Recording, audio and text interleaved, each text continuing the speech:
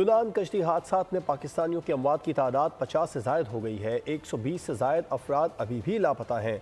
मुतासिरीन अपने प्यारों की वापसी की राह तक रहे हैं।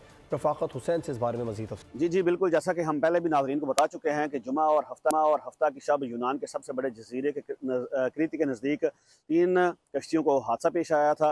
ये कश्तियाँ जो हैं लीबिया से गैर मुल्की महाजरीन को लेकर इटली जा रही थी, लेकिन जैसे ही ये यूनान के जजीरे के करीब पहुंची तो इनमें मुश्किलात पैदा हो गई और ये इनमें से 1-2 जो अपना बैलेंस बरकरार ना रख सकी और उलट गई, जिसकी वजह से तकरीबन 180 से ज़ायद जो महाजरीन इन तीनों कश्तियों में सवार थे वो समंदर में डूब गए।